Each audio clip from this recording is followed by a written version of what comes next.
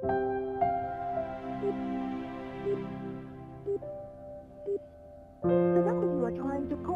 नेताजी का फोन क्यों नहीं लग रहा है? अरे नवा कहानी कनेक्ट हो रहा है यार। पापा लाइए, हम कनेक्ट करते। उस दिन भी आपको सिखाया था, फिर भी आप नहीं समझे। अरे बेटा ये नया टेक्नोलॉजी है, हम थोड़ा पुराने जमाने के हैं ना, समझते हैं लेकिन थोड़ा देर लगता है इसमें। 1 मिनट, कनेक्ट हो रहा है। कनेक्ट हो गया। हाय। अरे साक्षी जी। हाय दीदी। अरे मंडी, अरे तुमको आना पान साधना नहीं करना है का? जीजू, आना पान के बिना तो हमारा मन ही नहीं लगता। पर नेताजी कहाँ है? 3 बजे तक तो लौट आते हैं। हाँ, 6:30 बज रहे हैं और अभय अगर आधा घंटा भी लेट होता है ना तो कॉल करके जरूर इन्फॉर्म कर देता है। देर करते नहीं देर हो जाती है। आ गए देवर जी। ये देखो नेताजी आ गए। क्या क्या कुछ भी सोचने लगती हो हमारे भाई के बारे के में। लिए खेद है हमें। रोज रोज की गलती की माफी नहीं होती है नेताजी। पर आप अगर नेता बन ही चुके हैं तो क्षमा कर दिया। भाभी नमस्ते। खुश रहो। ज्यादा मत बोलिए, आना पान शुरू करते हैं।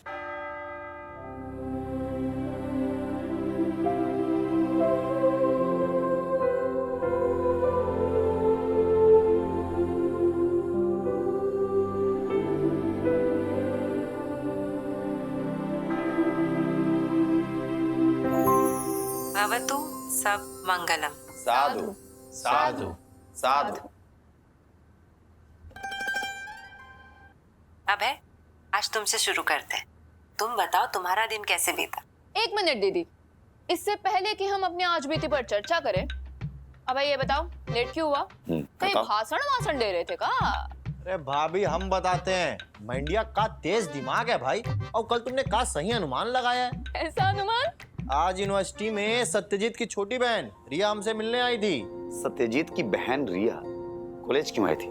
आई तो हेल्प मांगने थी, लेकिन भैया हमने दोनों सावधानी बरती है। पहला, एक तो केतन को अपने साथ रख लिए थे और दूसरा केतन के मोबाइल फोन का रिकॉर्डर ऑन कर दिए थे। काहे कि सावधानी हटी और दुर्घटना घटी। शाबाश। पर ना हमें अभी भी दाल में कुछ काला लग रहा है। अरे ऐसा कुछ नहीं है भाई, वो किसी जॉब के सिलसिले से आई थी और किसी कंपनी के बारे में बता रही थी, तो हमने कहा कि भाई हम ऐसे नाम की किसी कंपनी को नहीं जानते हैं। लेकिन हमें ये बात समझ में नहीं आ रहा है कि वो आखिरी तक रुकी काहे थी। काहे कि हम दोनों साथ में यूनिवर्सिटी से निकले हैं। उसका बिहेवियर कैसा था? केयरिंग और बहुते अपनापन दिखा रही थी और उसे केतन के साथ रहने से भी दिक्कत हो रही थी। दिक्कत क्यों? हाँ, उसने कई बार केतन से कहा कि केतन तुम घर चले जाओ, हम अभय के साथ हैं। लेकिन केतन आखिरी तक घर नहीं गया और वो लड़की आखिरी दम तक अपने जिद पे अड़े रही। लगता है पुराने प्रेसिडेंट सत्यजीत सिंह के बहनों के इरादे ना नेक नहीं है। ये बात तुम कैसे कह सकती हो मैंडी? क्योंकि जीजू सत्यजीत की बहन बिना किसी मकसद के अभय से मिलने की कोशिश ही नहीं करेगी। और केतन से परेशान होना इस बात का प्रमाण है कि उसके मन में कुछ और था और केतन के वजह से वो अभय के साथ कोई मनमानी भी नहीं कर पाई। बात तो तुम 100% सही कह रही हो मैंडी। अभय, तुम्हें सत्यजीत और उसके परिवार की ओर से और भी सावधान रहना होगा। ध्यान रखो अपना। सत्यजीत की बहनें तुम्हें किसी जाल में फंसाने की कोशिश करेंगी और फिर तुमसे वही करवाएंगी जो सत्यजीत करता आ रहा है। अरे दादा, मैंडी तुम्हें नाच गाना छोड़ो भाई, तुम वकील बनो, वकील, क्रिमिनल लॉयर। अरे का दिमाग चलता है भाई तुम्हारा ऐसा मैटर में को भाभी? अब बोलो मैंडी, तुम्हारा दिमाग घुटने में है का? अरे दिमाग तो घुटने में ही है, लेकिन कल दिमाग में आ गया था तुम्हारा। क्या देख रहे हो? दिमाग। आपकी बहन जो है आप ही पे गई। वीरू बेटा, अब तुम बताओ तुम्हारा दिन कैसा था? मम्मी हमारा दिन ठीक ही ठाक था, कुछ खास बताने लायक है नहीं क्योंकि आज क्रिकेट की प्रैक्टिस ही नहीं हुई। वैसे दीदी हमारा दिन तो नॉर्मल ही था। रिहर्सल्स किए, कॉलेज गई, क्लासेस लिए, दैट्स इट। विजय जी, आप बताइए आपका दिन कैसा था? अरे महाराज, हमारा दिन के बारे में तो पूछिए ही मत साक्षी जी। आज मैरिज ब्यूरो में कई सारे क्लाइंट्स हैं और बहुतों का रजिस्ट्रेशन भी हो गया है। लगता है बहुत जल्द आने वाला है। क्या बात है। हमारा दिन भी काफी अच्छा था, थोड़ा बिजी था लेकिन बढ़िया था। और अगर वेदी घर आए तो उसे बोला हमें जल्द से जल्द कॉल करे। हाँ दीदी, हम उसे ही पिकअप करने जा रहे हैं। वीरू बेटा, होमवर्क टाइम हो गया है, चलो जाके होमवर्क करो। और नेताजी, आप जाके जी टीवी के दर्शकों के मेल्स पढ़ो और आने वाले शोज की जानकारी भी दे दो। तो साक्षी जी, अब आ गया है समय आपसे विदा लेने का। हम फिर मिलेंगे बाय। राम भाभी, लीजिए कनेक्ट कर दिए, डिस्कनेक्ट। जी टीवी के सभी प्यारे दर्शकों को हमारा परिवार की ओर से प्यार भरा नमस्कार। तो आइए जी टीवी के दर्शकों द्वारा मेल, व्हाट्सएप और मैसेजेस जो भेजे गए हैं उसे पढ़ने का सिलसिला हम शुरू करते हैं। तो आज का पहला ईमेल हमें भेजा है मीत, साक्षी और उनके पूरे परिवार ने। आपने जी टीवी से पूछा है कि आप हमें रिप्लाई क्यों नहीं करते हैं। मीत जी, साक्षी जी, सबसे पहले तो कान पकड़ के हाथ जोड़ के माफी मांग रहे हैं भैया। हो सकता है आपके भेजे हुए मैसेज हमसे या हमारे टीम से मिस हो गए। वो कहा है ना साक्षी और मीत जी, इतना सारा मैसेज आता है ना कि सबको पढ़ना हमारे लिए मुमकिन नहीं होता है। लेकिन आप बिल्कुल भी चिंता मत करिए, हम अपना टीम बढ़ा रहे हैं। तो देखिए, आज हमने आपको रिप्लाई किया है और आगे से आप जो भी हमें मैसेज भेजेंगे, अरे उसका फटाफट से रिप्लाई करेंगे। लेकिन हाँ, आप इसी प्रकार जी टीवी से जुड़े रहिए और अपने शिकायत, सुझाव और सराहना हमें भेजते रहिए। धन्यवाद। तो अगला ईमेल हमें भेजा है जयपुर राजस्थान से सीमा सक्सेना जी ने। सीमा जी नमस्कार। सीमा जी लिखती है, आप जागृति शो में बहुत रोना धोना दिखा रहे हो, जबकि जागृति के प्रोमो में उसे बहुत स्ट्रांग दिखाया गया था। जागृति का हमेशा रोते रहना बिल्कुल अच्छा नहीं लगता। सीमा जी, एक बात बताएं आपको, किसी भी शो का प्रोमो उसके पूरी कहानी के आधार पे बनाया जाता है। आज आप जिस जागृति को देख रही है वो कल जरूर बदलेगी और बहुत ही स्ट्रांग होगी भाई। ये तो आप भी मानती होंगी, समाज की ठोकरों से ही मनुष्य के स्वभाव का निर्माण होता है। आज जागृति जो रो रही है वो समाज से मिली हुई ठोकरों की वजह से ही है। अब देखने वाली बात यह है गुरु, जागृति कब उठ खड़ी होती है इस समाज से मुकाबला करने के लिए। तो बस आप इसी प्रकार भैया जी टीवी से जुड़े रहिए और अपने सुझाव, शिकायत और सराहना हमें भेजते रहिए। अरे तबे तो आप और हम मिलके जी टीवी को इस देश का नंबर 1 चैनल बना पाएंगे। तो अगला मैसेज हमें मिला है फतेहपुर उत्तर प्रदेश से दिनेश खन्ना जी का। दिनेश जी नमस्कार। दिनेश जी लिखते हैं कि हमारा परिवार बहुत अच्छा लग रहा है। आहा, आप उसमें जो कहानी सुनाते हो वो हम सबको बहुत अच्छी लगती है, पर कहानी इतनी छोटी क्यों होती है? दिनेश जी, सबसे पहले आपको और आपके पूरे परिवार को हमारा परिवार की ओर से नमस्कार और लख लख शुक्रिया। हमें बहुत ही अच्छा लगता है कि आप जैसे अच्छे और प्यारे दर्शक ये कहते हैं कि हमारा परिवार में सुनाई जा रही कहानियां आपको बहुत पसंद आ रही है। अरे बहुत बहुत धन्यवाद आपका। और जो बात है दिनेश जी टाइम ड्यूरेशन का, वो हम निर्धारित नहीं कर सकते। जिस कहानी को जितने विस्तार की आवश्यकता है उतना तो हम सुना देते हैं, लेकिन आपने शिकायत भेजा है तो आज से हम इसका खास ख्याल रखेंगे और कोशिश करेंगे कि 2-4 मिनट और बढ़ा दें, जिससे आपका मजा भी बढ़ जाए। लेकिन गुरु, आप इसी प्रकार जी टीवी से जुड़े रहिए और इसी प्रकार अपने सुझाव, शिकायत और सराहना हमें भेजते रहिए। जय हिंद। अगला ईमेल हमें भेजा है रामपुर उत्तर प्रदेश से मोहम्मद इमरान अली जी ने। मोहम्मद जी अस्सलाम वालेकुम। इमरान भाई लिखते हैं, कुंडली भाग्य को आपने क्राइम शो क्यों बना दिया है? इससे क्या सीख मिलेगी? वरुण की नौटंकी जरा भी अच्छी नहीं लगती। इमरान भाई, हमारा परिवार को शिकायत भेजने के लिए सबसे पहले बहुत बहुत धन्यवाद। और आपका जो शिकायत है ना, इसे हम जी टीवी के क्रिएटिव टीम के साथ साथ कुंडली भाग्य के भी टीम को फॉरवर्ड करेंगे और आपके शिकायत का जो भी उत्तर आएगा उसे हम फटाफट से आपको फॉरवर्ड कर देंगे। हाँ? आप इसी प्रकार जी टीवी से जुड़े रहिए और अपने शिकायत, सुझाव और सराहना में भेजते रहिए। धन्यवाद। अगला मैसेज हमें भेजा है मुरादाबाद उत्तर प्रदेश से सोनी जी ने। सोनी जी नमस्कार। नमस्कार। सोनी जी लिखते हैं, कैसे मुझे तुम मिल गया बहुत अच्छा लग रहा है। क्या बात है सोनी जी। अरे भैया, सबसे पहले आपको बहुत बहुत धन्यवाद कि हमारे जी टीवी के शो कैसे मुझे तुम मिल गया आपको बहुत पसंद आ रहा है। हाँ, एक बात बताएं सोनी जी, कुछ दिनों पहले जी टीवी ने कई शहरों में जाके एक सर्वे किया और उस सर्वे की रिपोर्ट में ये पाया गया कि आप जैसे लाखों दर्शकों को कैसे मुझे तुम मिल गया बहुत पसंद है, जैसे आपको और हमको है। तो बस ऐसे ही जुड़े रहिए जी टीवी के साथ। धन्यवाद। धन्यवाद। अगला ईमेल हमें भेजा है कानपुर उत्तर प्रदेश से अशोक प्रियदर्शी जी ने। अशोक जी नमस्कार भैया, नमस्कार। अशोक जी लिखते हैं, जी टीवी के सारे प्रोग्राम हमें अच्छे लगते हैं। जी टीवी ऐसे शो बनाता है जिसे आप अपने परिवार के साथ बैठ के देख सकते हो। धन्यवाद जी टीवी। जी टीवी के साथ साथ आपका भी बहुत बहुत धन्यवाद अशोक जी। और ये जान के हमें बहुत खुशी हुई भाई कि आपको जी टीवी का हर एक शो बहुत ही पसंद आ रहा है। तो बस इसी प्रकार अपने परिवार के साथ जी टीवी को देखते रहिए और अपने सुझाव, शिकायत और सराहना हमें भेजते रहिए। तबे तो गुरु आप और हम मिलके जी टीवी को इस देश का नंबर 1 चैनल बना पाएंगे। तो अब इसी के साथ हम ईमेल और मैसेज पढ़ने के सिलसिले को देते हैं विराम। लेकिन इतना ही नहीं गुरु, इसके साथ साथ हम आपको जी टीवी पे टेलीकास्ट होने वाले सारे शो की जानकारी भी दे देते हैं। तो 7 बजे देखिए जी टीवी का फेमस शो रब से है दुआ। आइए देखते हैं इसे कुछ झलकियां। मंदत ने अगर खून नहीं किया है तो इबादत उस पर इल्जाम कैसे लगाया? गजल ने ही इबादत को गुमराह किया। वापस कैसे आ गए? उसने मेरे ही हाथों मेरी बहन को अरेस्ट करवाया। कहीं ऐसा तो नहीं कि गजल ने सोया के बच्चों को निशाना बनाकर सोया से ये सब कुछ करवाया?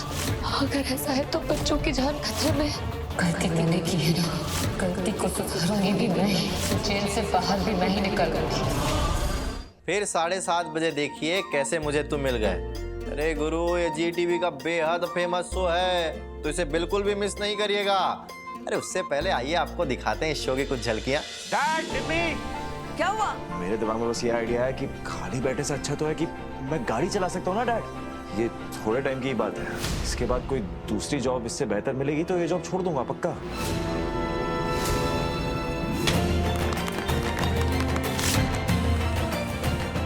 हाँ पैथेटिक कि विराट की मामूली सी ड्राइवर वाली जॉब को ऐसे सेलिब्रेट कर रहे हैं जैसे आहूजा हाउस वापस मिल गया।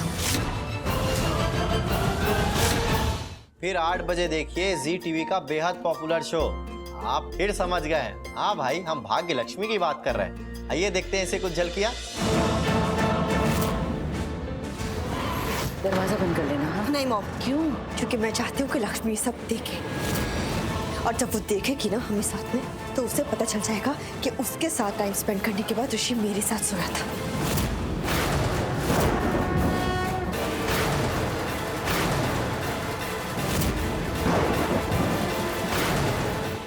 फिर 8:30 बजे देखिए हमारी प्यारी जागृति को शो जागृति एक नई सुबह में। आइए दिखाते हैं इसे कुछ झलकियां।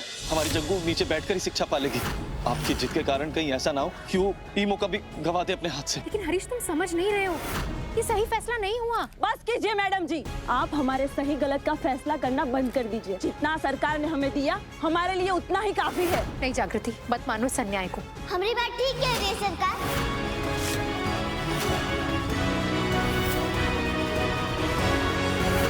तो रात 9 बजे देखिए कुमकुम भाग्य। आइए दिखाते हैं इस शो की कुछ झलकियां।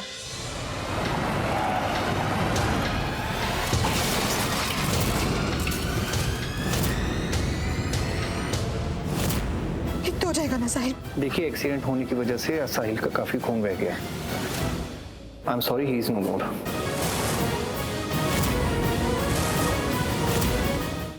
फिर रात 9:30 बजे देखिए जाने अनजाने हम मिले। आइए दिखाते हैं इस शो की कुछ प्यारी प्यारी झलकियां। राघव प्लीज, मेरा दम घुट रहा है। अभी तो घुटन की शुरुआत है। एक एक सांस के लिए तरसोगे तुम जब तुम मिस चौधरी से मिसेस सूर्यवंशी बनके इस घर में आओगे। आज से तुम भी मेरी जायदाद हो।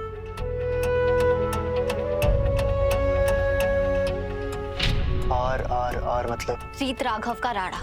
और आपको ये गलतफहमी है कि आप मुझे पिंजरे में बंद कर सकते हैं। जिस दिन उड़ना चाहूंगी ना, पिंजरा लेकर उड़ जाऊंगी।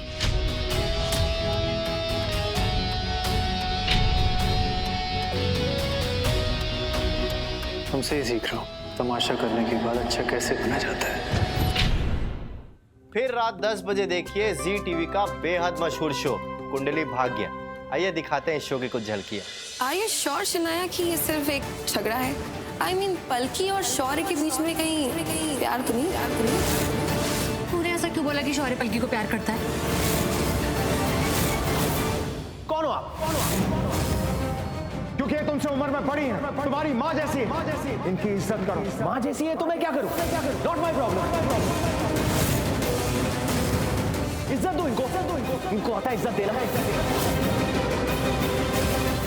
फिर 10:30 बजे देखिए हमारी भोली भाली वसु को शो वसुधा में। ये दिखाते हैं ऐसी कुछ झलकियां। करिश्मा के रहते कोई प्लान चौपट नहीं हो सकता, और ना आज होगा। आज उस वसुधा का फुल एंड फाइनल पैकअप होकर रहेगा। अजय आज सबको संभालेगा।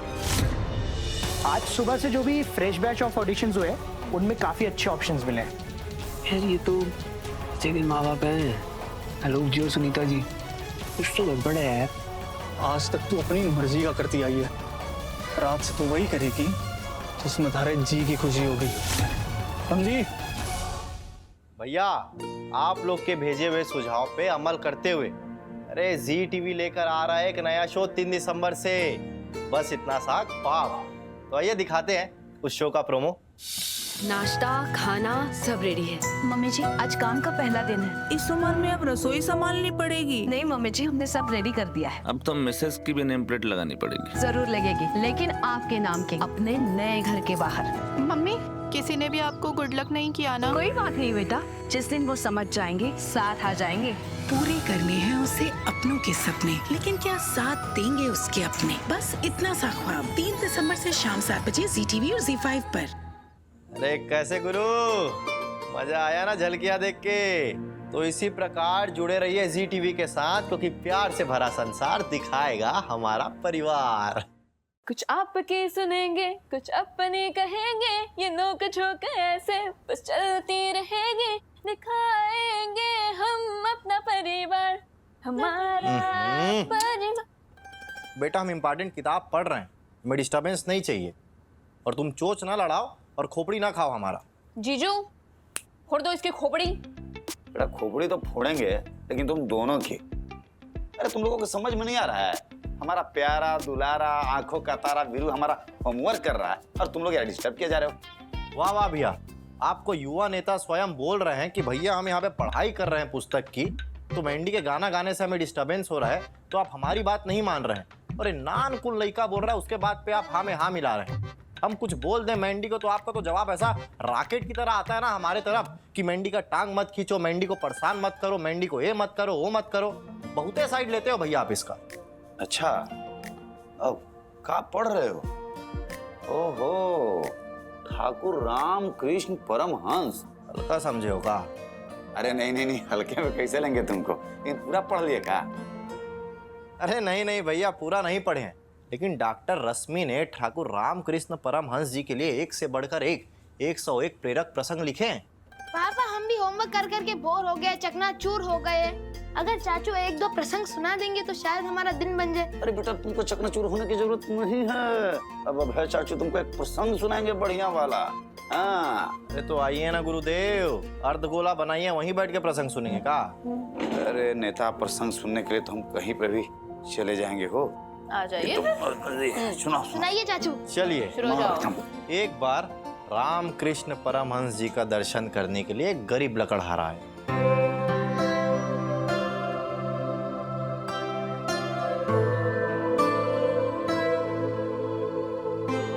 वैसे स्वामी जी तो मन की हर बात जान लिया करते थे, पर उन्होंने अनजान बनते हुए पूछा, क्या काम करते हो? तो लकड़हारे ने कहा, स्वामी जी लकड़हारा हूँ, बड़ी मुश्किल से अपना और अपने घर वालों का पेट भर पाता हूँ। स्वामी जी ने फिर पूछा, कहाँ काटते हो लकड़ी? जंगल में स्वामी जी। इस पर ठाकुर जी ने फिर कहा, तो थोड़ा आगे बढ़कर काटो।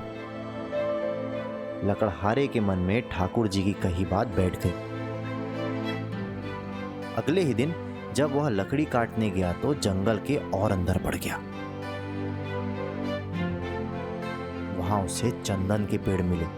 लकड़हारा खुश था क्योंकि चंदन की लकड़ी के दाम ज्यादा मिलते थे।